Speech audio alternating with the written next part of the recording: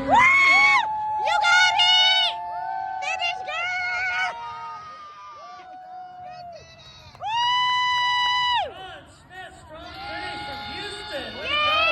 If you stay in your comfort zone, that's where you will fail. You will fail in your comfort zone. Success is not a comfortable procedure. It is a very uncomfortable thing to attempt. So you got to get comfortable being uncomfortable if you ever want to be successful. Start putting some pressure on. Put some pressure on yourself. Get out here and get about it. Look, I'd love to sugarcoat this thing for you. I'd love to tell you, look, you can go out here and get rich, do a couple of things. That ain't happening. You got to get real doggish. You got to get downright funky if you want to make it. Now, like I was telling you before, if you want to be ordinary, you ain't even got to listen to me. Just go on about your business. If you think ordinary is cool, ain't no problem. It's some really, really wonderful ordinary people. But if you are sitting in this room and you have extraordinary aspirations, then you're going to have to do extra. You put extra on top of on ordinary, and you come up with extraordinary. It's no other way. I'm sorry, but here's the fact. All of you have extraordinary capabilities. Hello, beautiful people. Welcome back to my channel. It's your girl, D. Dun Elizabeth, and I know y'all ain't gotta tell me. I know I went MIA, but your girl is back. So on my last video, y'all know that I told y'all I was getting prepared to run a 15K, and I ran a 15K Saturday, and it is now Thursday, and I'm finally getting it together. So before I get started on telling y'all a story time about me running my 15K, I just want to say that if it was not for Hydra Gun, my body probably would still be out of commission after that 9-mile run. Y'all, it was 9 miles, and you know your girl is competitive, and I ran the whole thing without stopping, because that's what I do. Hydra Gun has literally saved the day when it comes to my recovery after my run. And usually before my workouts, I foam roll, but I've been using Hydra Gun as a way to kind of like soften up those tissues, get those muscles loosened up, y'all. So this is Hydra Gun, like my go-to. When I came home and finally got myself together after that 15K, this is the first thing I grabbed to make my body loosen up. The reason why I love this so much is because you can control how much pressure you want to target. You can literally control how much pressure you want on that specific muscle group. And see, this right now is the highest speed. I do not prefer the highest speed. I pretty much stay between the 1 and the 3 range, you know? So that's what I've been using as far as my recovery. And so I would like to say, if you're a person that deals with a lot of tightness when working out before and after, and you don't, and like that dynamic stretch and may not get it as much, I definitely recommend using Hydra Gun before you work out and after you work out and over the weekends for a way of to recover and just to keep those muscles loosened to make you perform better and better each and every day. So with that being said, I will leave my code and details below for you to get your Hydra Gun today, because I'm telling you, if it was not for this bad boy right here, your girl would not be recording right now. Your girl would not be recording, but I am here, so that means it is something, right? Okay, y'all, so I could not wait to get on here to tell y'all all about my 15K. Y'all know my story times be long, but I'm not gonna make this story time long. I just want to let y'all know that that run was amazing. And when I first started running, we started at about, the race started at 7:50, but you run in groups of your pace. So my pace is between 11 and 12. Like on a good day, my pace stays at 11, like 11:20, but like since I was running long distance, it gets up to like 11:30, and on 1 mile I got up to like a 12 pace. So you run in that group so that it keeps everybody going, you know, so everybody won't kind of be running into each other. So we didn't take our run until about 7:55, and I had planned to finish the race. I said, y'all, at the latest I'll be done at 10:30 or 11, but I finished that race at 9:48, y'all. Talk to me nice. So here was my time, y'all. I actually finished in 1 hour and 55 minutes, if I'm not mistaken, because I got the pictures from the hot chocolate and the time was in the background. Yes, 1 hour and 55 minutes, y'all. 1 hour and 55 minutes. That's how long it took me to run that race. Under 2 hours, y'all. I was so appalled at myself. And let me tell y'all the good thing about it.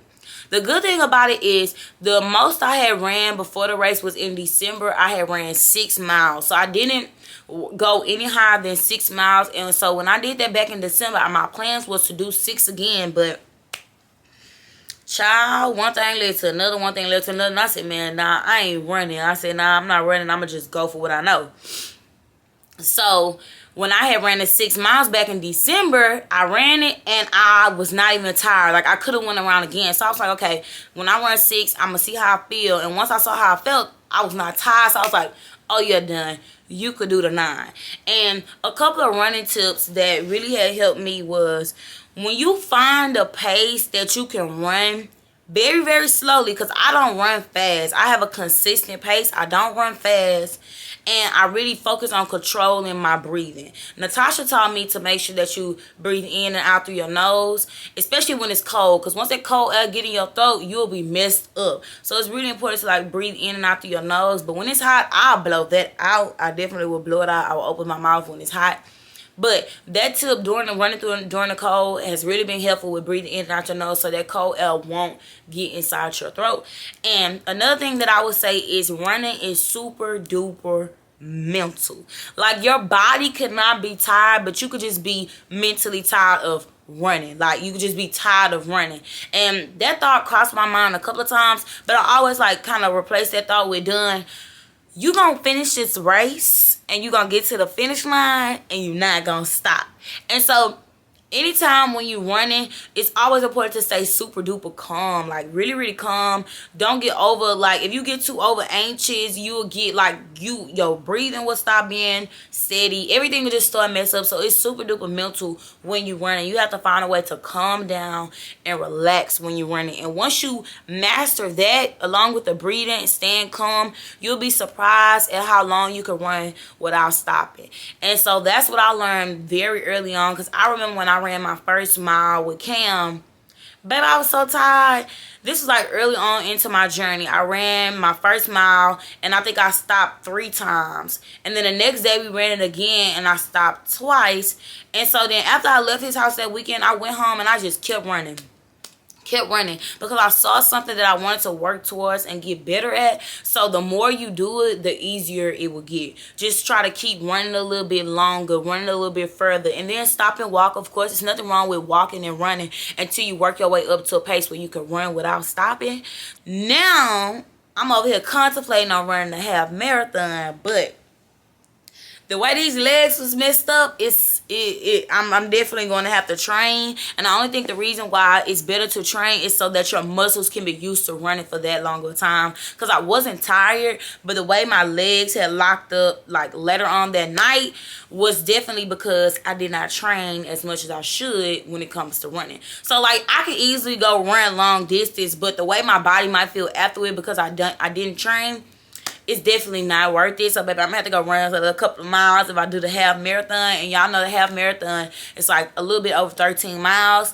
And I know your girl can do it, because I'm the type of person, when I see something I want to do and I tell myself like, ooh, done, I know that'll be a little rough, but I love a little rough, baby. I love to push myself a little bit further each and every time. So the 15K was really cool. It was a cool breeze. Like I said, the most I had ran up was to 6. The only time that I really started to get a little fatigue is at mile 8 because my legs started to lock up. I wasn't tired. My breathing was good. I was flowing. It was really, really pretty cool. My legs started to lock up at 8, but by that time I saw the 9-mile mark and I was like, baby, come on, done. Let's get to that finish line. And so after the race, my stomach was hurting so bad, y'all. Like, so bad. Like, it was cramping. I had to use the bathroom. And it felt like that for like 4 hours after that race. Like, I didn't take a nap. I had been up since 5. I think I woke up at like 5:15, 5:30. I got to the place of the race at around 7. So my stomach was literally cramping the whole day. Cramping, going to the bathroom. It was just like disruption that I could not fix. I took an Alka-Seltzer. I ate a little bit just to try to like loosen it up, and then it wouldn't budge, y'all. That was like for 4 hours straight. And then finally, my stomach stopped hurting, but I sat on the couch for the whole day just watching Ozark because I was like, man, I just gotta chill because my stomach is hurting so bad. But y'all don't know how bad I really wanted to just go to sleep. My plans was to just come home, take a bath, eat some chicken and waffles because I had already had that in my log because I knew what I was gonna eat. Eat some chicken and waffles and take a nap. But that's not what happened because my stomach was in so much pain. So then after like about 4 or 5 hours after the race, my stomach stopped hurting. And then after that, that's when my body started hurting. So it really wasn't even in my legs until Monday. And maybe Monday had something to do with me doing leg day on Monday. So there probably was that mixed in with not really fully recovering after the race. But it was right here in my core and in my hips. Like right here in my hips. All that right there was sore. So when I would walk, it would feel so tight to just even move. This part right here was where I had the most pain areas at. So I did use my Hydra Gun, of course, to relieve it. It was like right at the top of my thighs where it hurted the most. But then after that, I felt great. I think the best part of running this race was just seeing myself push myself past a point that I knew I could achieve, but then actually doing it is just a totally different thing.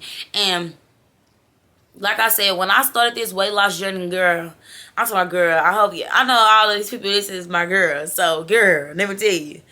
I never imagined to be running 9 miles without stopping. I never imagined to be having a big workout group full of women showing up, showing out. I never imagined to have so many people following my journey on Instagram and YouTube. And I really never even imagined me seeing myself get to this point. I just knew that when I started, I wasn't going to give up. And I knew that some days it would get tough, some days it would get hard, but I knew that I wanted to do this. I wanted to see myself go to another level, go to another height, push myself beyond the point of my comfort zone. And I always tell people all the time, like, change happens outside of your comfort zone. If you at a point in your life where you feel like you're comfortable, that's your sign to shake the table. Shake some stuff up, change some stuff around so that you can reach a more elevated you, a better version of yourself. And sometimes you'll get to the point in life where life is good. You feel like, okay, everything's going good. I might got a good job, this and that, this and that. But never be okay with being comfortable. Always strive to become better. Always strive to go further with your life, go further with your business, go further with anything that you're doing.